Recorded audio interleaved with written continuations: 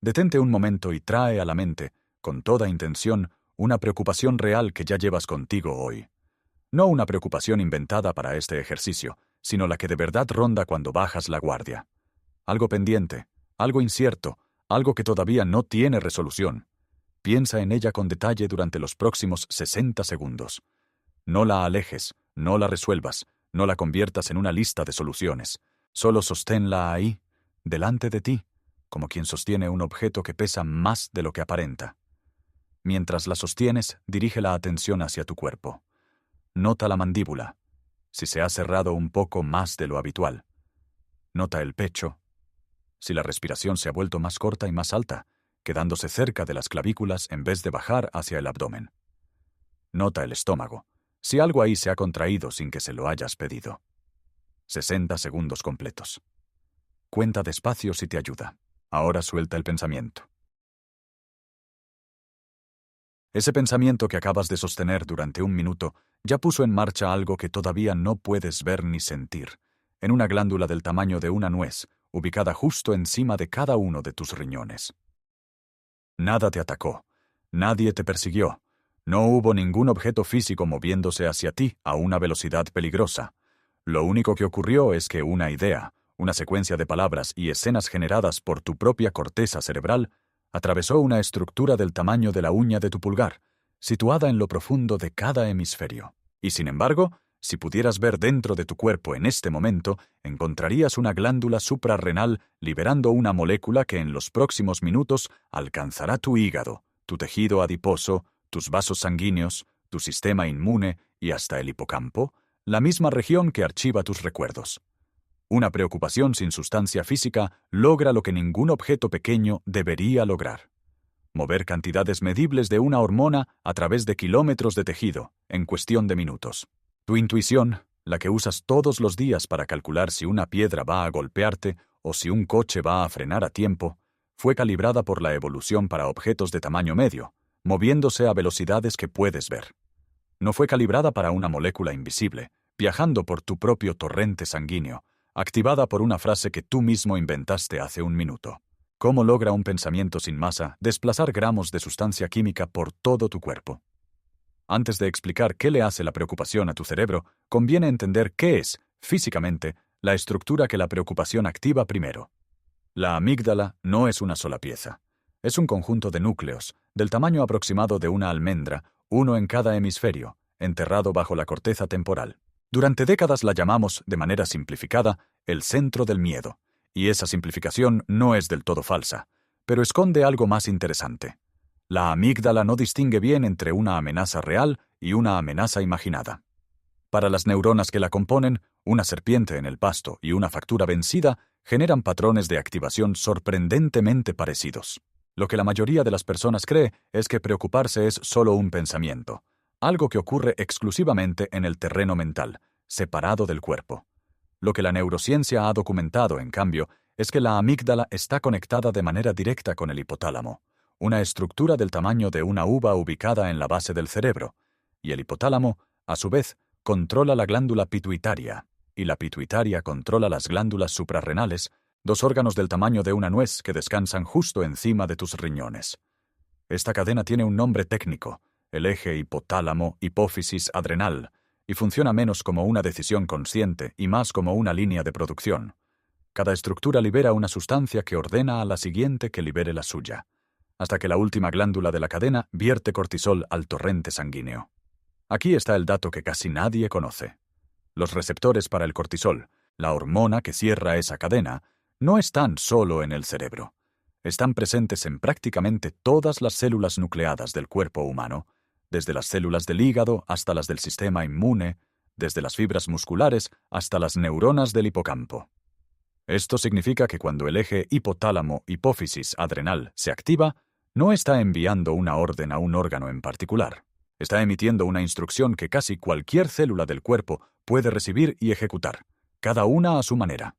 El hígado libera glucosa a la sangre, el sistema inmune modula su respuesta inflamatoria, el tejido muscular cambia su metabolismo, el hipocampo altera temporalmente su capacidad de formar memorias nuevas. Un pensamiento, procesado en un puñado de núcleos del tamaño de una almendra, termina reconfigurando, en cuestión de minutos, el comportamiento químico de órganos que no tienen ninguna relación anatómica directa con el pensamiento original.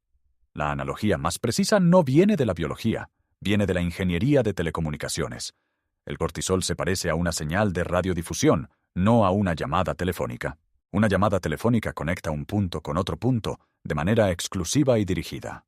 Una señal de radiodifusión se transmite una sola vez, y es recibida, de manera simultánea, por cualquier receptor sintonizado en la frecuencia correcta, sin que el emisor sepa cuántos receptores hay ni dónde están ubicados. El cortisol no llama a un órgano, se transmite por la sangre, y cualquier célula con el receptor adecuado, sin importar en qué parte del cuerpo se encuentre, lo capta y actúa en consecuencia, todas al mismo tiempo, todas obedeciendo la misma señal difundida. La frase más simple que puede sostener todo esto, sin perder nada esencial, es la siguiente. Tu cerebro no le declara la guerra a una preocupación, la transmite en una frecuencia que casi todo tu cuerpo puede escuchar. Si quieres seguir viendo cómo esta señal se despliega bloque por bloque, segundo a segundo, dale like a este video y suscríbete al canal. Eso ayuda a que este tipo de contenido, con evidencia real y sin relleno de bienestar genérico, siga llegando a más personas que, como tú, quieren entender su propio cuerpo en vez de solo gestionarlo. El primer tramo del proceso ocurre antes de que tengas cualquier oportunidad de intervenir conscientemente. El neurocientífico Joseph Ledoux, en el Center for Neural Science de la Universidad de Nueva York, describió dos rutas por las que la información sensorial llega hasta la amígdala. La primera va directo del tálamo, la estación de relevo de tus sentidos, hacia la amígdala, sin pasar por la corteza. Es una vía corta, con pocos relevos sinápticos, y por eso es rápida. Entrega una señal de amenaza en apenas 12 milisegundos. La segunda ruta pasa del tálamo a la corteza sensorial, que construye una representación detallada del estímulo, y luego baja esa información procesada hacia la amígdala. Esta segunda vía tarda más, entrega contexto, matices, la posibilidad de decir que la manguera en el pasto no era una serpiente. El principio físico que opera aquí es simple y es el mismo que gobierna cualquier circuito eléctrico. Cada relevo adicional, cada sinapsis de más, añade tiempo de tránsito a la señal. Menos escalas significa menos precisión, pero más velocidad. Tu amígdala eligió, a lo largo de millones de años de selección natural, sacrificar exactitud a cambio de esos milisegundos, porque en un entorno de depredadores reales, esos milisegundos separaban la vida de la muerte. El problema es que esa misma arquitectura, optimizada para la velocidad y no para la precisión, no distingue bien entre una serpiente real y una idea sobre una posible pérdida de empleo. Recibe la idea con la misma urgencia de 12 milisegundos. El segundo tramo ocurre en la escala de segundos a minutos, y aquí es donde entra en juego el eje hipotálamo-hipófisis adrenal completo. La amígdala activada envía una señal al hipotálamo, que libera una hormona llamada hormona liberadora de corticotropina. Esta hormona viaja a una distancia mínima, apenas unos milímetros, hasta alcanzar la glándula pituitaria, que responde liberando otra hormona, la corticotropina, hacia el torrente sanguíneo general. La corticotropina viaja entonces varios centímetros, a través de la circulación, hasta llegar a las glándulas suprarrenales, que responden liberando cortisol. El psicólogo Clemens Kirschbaum, junto con Karl Martin Pirke y Dirk Hellhammer, documentó con precisión esta cascada en un protocolo publicado en la revista Neuropsychobiology en 1993, conocido hoy como el test de estrés social de Trier. El protocolo somete a los participantes a una tarea de habla pública y una tarea de aritmética mental frente a un panel evaluador, sin ningún contacto físico, sin ningún objeto peligroso presente en la sala. Y sin embargo, los niveles de cortisol en saliva de los participantes se elevan de manera confiable entre 2 y 4 veces por encima de su valor basal. Nadie los tocó. Nadie los amenazó físicamente. Un panel de personas mirándolos y evaluando su desempeño fue suficiente para multiplicar por varias veces la concentración de una hormona circulando por su sangre. 60 segundos de una preocupación sostenida, del tipo que acabas de practicar al inicio de este video, activan exactamente esta misma cascada, aunque en una escala más modesta que la de un panel de evaluadores mirándote fijamente. El tercer tramo es el que casi nadie espera, porque ocurre lejos del órgano que inició todo el proceso. La neurocientífica Amy Arnsten, en la Universidad de Yale, ha documentado durante años cómo los niveles elevados de cortisol y noradrenalina, sostenidos en el tiempo, debilitan las conexiones sinápticas de la corteza prefrontal, la misma región encargada de comparar, matizar y decidir si una amenaza es real o es solo una idea. Es una paradoja incómoda. El sistema que se activa para protegerte de una amenaza percibida es también el sistema que, sostenido más allá de unos minutos, debilita la región cerebral encargada de evaluar si esa amenaza merecía tanta energía. Cuanto más tiempo sostienes la preocupación, menos capacidad tiene tu corteza prefrontal de decirle a tu amígdala que se calme. No es un circuito de retroalimentación negativa, el tipo de circuito que se regula solo. Es, durante los primeros minutos, un circuito que se retroalimenta a sí mismo. Y el efecto no se queda en el cerebro. El mismo cortisol que llega a la corteza prefrontal llega, en la misma oleada de sangre, a tus células inmunes, modulando de manera temporal su capacidad de generar inflamación, y a tu hígado, que libera glucosa adicional a la sangre para preparar músculos que, en la mayoría de los casos modernos, no van a correr ni a pelear con nada. Hay un detalle adicional que rara vez se menciona. Este debilitamiento prefrontal no ocurre de manera uniforme en todo el cerebro. Arnsten y su equipo documentaron que la corteza prefrontal es, entre las regiones corticales, una de las más sensibles a la exposición aguda de catecolaminas y glucocorticoides, precisamente porque depende de circuitos de memoria de trabajo que requieren un ajuste muy fino de la señalización sináptica, un ajuste que se desestabiliza con facilidad bajo concentraciones elevadas de cortisol. La amígdala, en cambio, no se debilita bajo la misma exposición. Se fortalece. Es una asimetría incómoda, casi injusta desde el punto de vista funcional. La región que genera la alarma se vuelve más sensible con cada activación, mientras que la región que podría evaluarla con calma se vuelve, en el mismo instante, menos capaz de hacerlo. Aquí conviene una comparación de órdenes de magnitud. Desarrollar un ansiolítico farmacéutico que module con precisión los receptores implicados en esta cascada, como los receptores GABA-A que las benzodiazepinas activan para calmar la señal de alarma, toma en promedio entre 10 y 15 años de investigación, cientos de millones de dólares y produce un compuesto con efectos secundarios medibles y una ventana terapéutica estrecha. Tu propio cuerpo ejecuta una modulación equivalente, aunque en un circuito distinto, en menos de un minuto, sin costo metabólico significativo y sin que tengas que tragar nada. El costo no está en producir la señal de alarma ni en apagarla.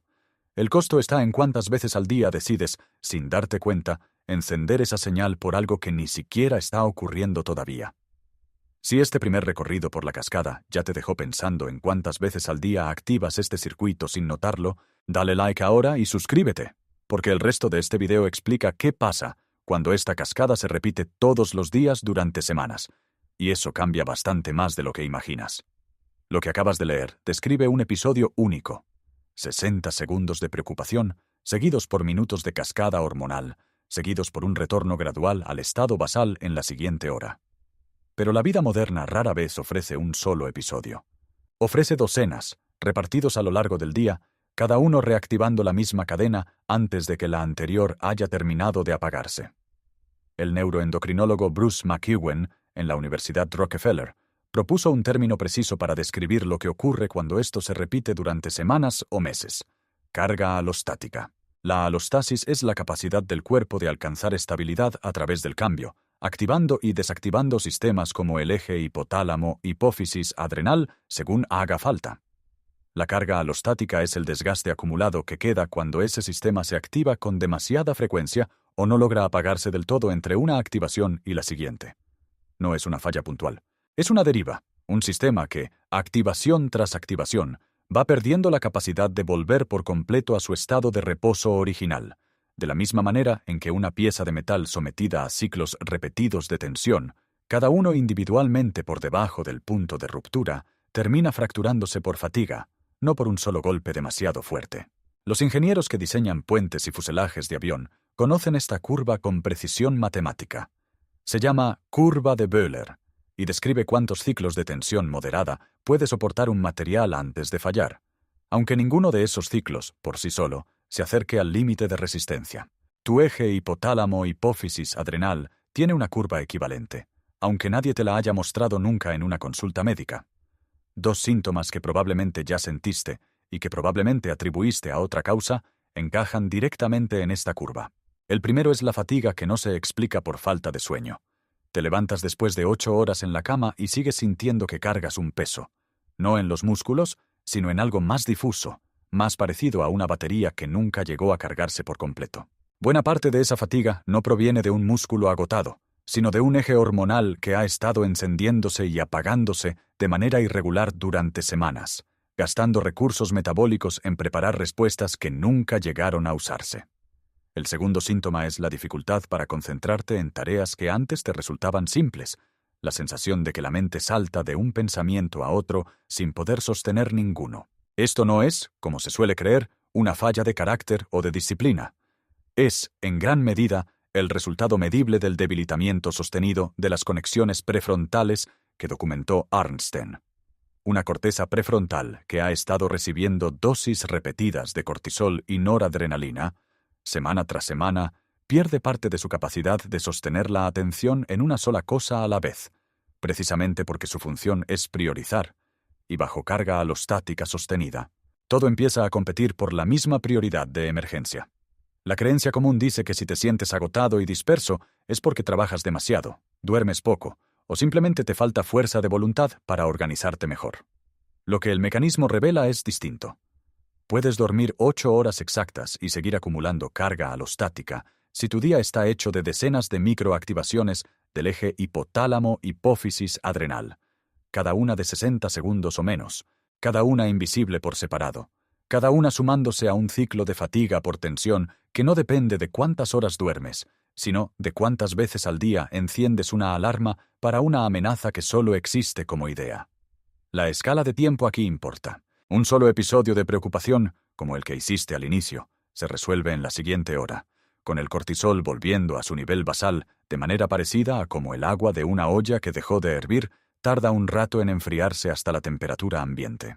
Pero la carga alostática se mide en semanas y meses, de la misma manera en que la fatiga de un material metálico no se mide en el momento de un solo ciclo de tensión, sino en el conteo acumulado de miles de ciclos, cada uno insignificante por sí solo, sumados a lo largo de meses de uso continuo.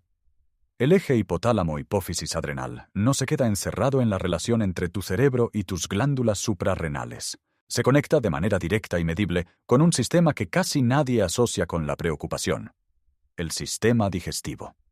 El nervio vago, el cable de comunicación más largo y más ramificado de todo tu sistema nervioso autónomo, conecta el tronco encefálico con el corazón, los pulmones y el tracto digestivo completo y transporta información en ambas direcciones. No solo del cerebro hacia el intestino, sino del intestino hacia el cerebro, en una proporción de casi 80% de fibras aferentes frente a solo 20% de fibras eferentes. Esto significa que la mayor parte del tráfico en ese cable no baja instrucciones, sube información. Cuando el eje hipotálamo-hipófisis adrenal se activa, el cortisol altera la permeabilidad de la mucosa intestinal y modifica la motilidad del tracto digestivo, y esos cambios generan señales que suben de vuelta por el nervio vago hacia el tronco encefálico, reforzando la actividad de la propia amígdala que inició todo el proceso. No es una cadena lineal, de un punto a otro. Es un gradiente que se propaga en ambas direcciones a la vez, como el campo eléctrico alrededor de un cable cargado, que no solo emite hacia afuera, sino que también responde a cualquier carga que se le aproxime. Por eso una preocupación puede empezar a sentirse literalmente en el estómago, no como metáfora del lenguaje cotidiano, sino como el resultado medible de un circuito bidireccional entre dos órganos que evolucionaron para hablarse constantemente. El sistema inmune se suma a esta misma red, aunque por una vía distinta. Las células inmunes que circulan por la sangre y las que residen en el tejido intestinal poseen receptores para el cortisol, y también para varias de las moléculas que el nervio vago libera en sus terminales, lo que significa que una preocupación sostenida no solo altera lo que sientes en el estómago, sino la manera en que tu propio sistema de defensa modula, durante un periodo breve, su capacidad de generar o contener inflamación. No es una relación simbólica entre mente y cuerpo, del tipo que suele aparecer en el lenguaje de autoayuda. Es una red de receptores compartidos, moléculas que circulan por gradientes de concentración medibles y estructuras neuronales que transportan información en ambas direcciones, todo dentro del mismo campo fisiológico que una idea, sin masa ni sustancia física propia, es capaz de perturbar por completo. Esta arquitectura no es reciente ni exclusivamente humana. El eje hipotálamo-hipófisis adrenal, en una forma reconocible, existe en vertebrados desde hace más de 400 millones de años, presente en peces, anfibios, reptiles y mamíferos, con la misma lógica básica de glándulas liberando hormonas en cascada ante una señal de amenaza. Comparado con esa escala, la agricultura y la vida sedentaria llevan apenas 12.000 años, y las preocupaciones abstractas y crónicas que dominan la vida moderna, las relacionadas con el dinero, el empleo, la reputación digital y las noticias del otro lado del planeta, llevan existiendo, como categoría cotidiana y constante, poco más de 2 siglos. Tu eje de estrés fue diseñado por 400 millones de años de evolución para responder a depredadores físicos, presentes, breves y resueltos en minutos. Le estás pidiendo que procese, en cambio, preocupaciones simbólicas, permanentes y sin resolución clara, para las que ese circuito nunca fue calibrado. Si esta conexión entre el estómago y la amígdala te sorprendió, cuéntame en los comentarios cuál de los 2 síntomas que mencioné, la fatiga que no se explica por el sueño o la dificultad para sostener la concentración, reconoces con más frecuencia en tu propia semana. Y si te parece útil, dale like y suscríbete para seguir esta serie sobre lo que tu cuerpo hace sin pedirte permiso. Ninguna de las instrucciones que siguen apaga el eje hipotálamo-hipófisis-adrenal por decisión consciente directa, porque ese eje no responde a órdenes verbales. Responde a información sensorial y fisiológica concreta. La primera instrucción tiene que ver con la respiración. Alarga la exhalación hasta que dure aproximadamente el doble que la inhalación, por ejemplo 4 segundos de entrada de aire y 8 segundos de salida, durante 1 minuto completo. La justificación es física, no motivacional. Los varoreceptores del callado aórtico y del seno carotídeo detectan cambios en la presión arterial asociados al ciclo respiratorio, y una exhalación prolongada reduce transitoriamente esa presión, lo cual incrementa la actividad del nervio vago hacia el corazón a través de las mismas fibras aferentes que mencioné antes, la vía que sube información desde el cuerpo hacia el tronco encefálico. Es el mismo cable, usado en sentido inverso. En vez de que el intestino alimente la alarma de la amígdala, la respiración alimenta la señal de calma que compite con ella. La segunda instrucción es nombrar la preocupación en voz baja, con una frase corta y concreta, en vez de dejarla circular como una sensación difusa. El psicólogo Matthew Lieberman, en la Universidad de California en Los Ángeles, documentó que el acto de poner en palabras un estado emocional intenso reduce la actividad medible de la amígdala y aumenta la actividad de regiones prefrontales asociadas con la regulación. La justificación física es que nombrar un estímulo requiere reclutar corteza prefrontal, la misma región que Arnsten mostró que se debilita bajo cortisol sostenido, y activarla de manera deliberada, aunque sea con una frase de 5 palabras, es literalmente hacer trabajar al circuito que compite con la amígdala por el control de la respuesta. La tercera instrucción es de postura.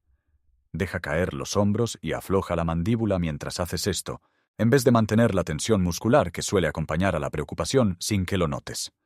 La tensión muscular sostenida envía, a través de usos musculares y receptores de tensión, información propioceptiva hacia el tronco encefálico, que el sistema interpreta como parte de un estado de alerta general, reforzando el mismo circuito que intentas calmar. Aflojar la mandíbula no relaja una emoción de manera simbólica. Retira una fuente concreta de información sensorial que, de otro modo, seguiría alimentando la cascada. Para quienes tienen dificultad para sostener respiraciones largas, por condiciones respiratorias o simplemente por falta de práctica, la variación es reducir la proporción a 3 segundos de entrada y 5 de salida, manteniendo siempre la exhalación más larga que la inhalación, que es el elemento que realmente importa desde el punto de vista de los varoreceptores. El error más común que anula el efecto es intentar hacer las 3 instrucciones a la vez desde el primer intento, generando una nueva capa de exigencia que termina siendo, en sí misma, una fuente adicional de activación. La secuencia funciona mejor practicada una instrucción a la vez, durante varios días, antes de combinarlas. Ninguna de estas instrucciones resuelve el problema que originó la preocupación. Ninguna te dice qué hacer con la factura pendiente o con la decisión incierta. Lo que hacen es interrumpir la cascada fisiológica que ese pensamiento activó, dándole a tu corteza prefrontal el tiempo y los recursos que necesita para evaluar, con información completa, si la amenaza percibida merece la respuesta que tu cuerpo ya empezó a montar.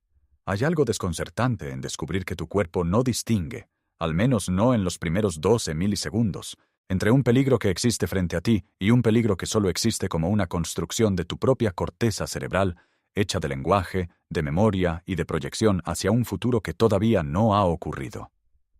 Durante siglos asumimos que el pensamiento era un fenómeno separado de la materia, algo que ocurría en un plano distinto al de la sangre, las glándulas y los músculos. Lo que este circuito demuestra, con una precisión que ningún filósofo antiguo pudo medir, es que no existe esa separación. Una idea silenciosa, generada por ti mismo, sin ningún estímulo externo real, es capaz de reorganizar, en cuestión de minutos, el comportamiento químico de órganos que están a 30 centímetros de distancia del lugar donde esa idea se formó. El pensamiento no está suspendido sobre el cuerpo, observándolo desde afuera.